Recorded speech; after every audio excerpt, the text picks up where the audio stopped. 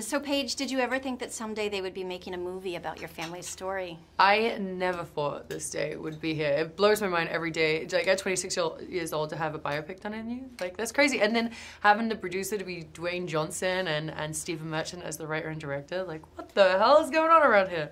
It's cool. Very cool.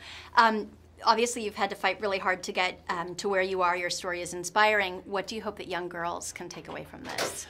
Well, I just hope that they can be truly and wholeheartedly themselves. Like that's a really good message that I like to portray, especially, you know, in my story, is just I tried to be something that I wasn't for a hot second in the movie, and then I realized being myself was my superpower, and it got me to where I am today. So I hope they walk away inspired by that.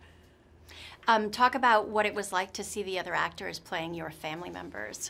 It was strange to like, because I got to watch it with Florence, who was sitting right next to me at Sundance, and she was just like sinking lower and lower into her chair because she was just like, this is so weird that I'm sitting next to you playing you on the big screen right now.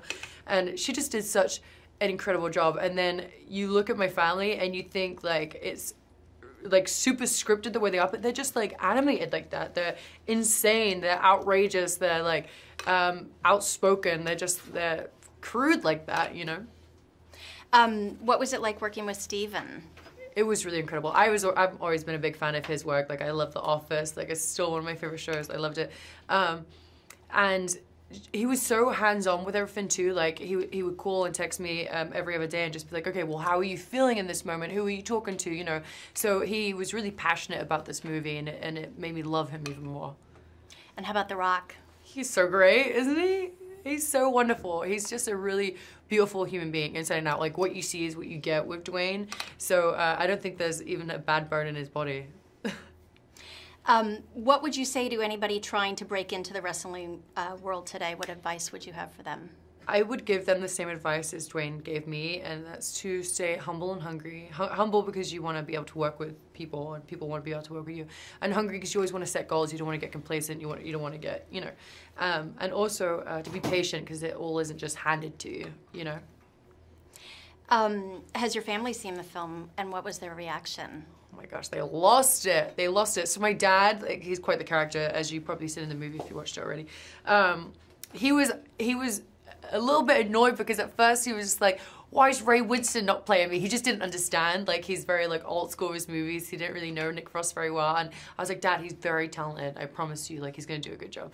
And as soon as he saw it, he was like, oh yeah, he's pretty good, isn't he? Like he loved it, and the whole family loved it. My brother Zach called me literally straight away after the movie, and he was like, I just want to say I love you. And I was like, I love you too. They loved it. That's cool. Yeah.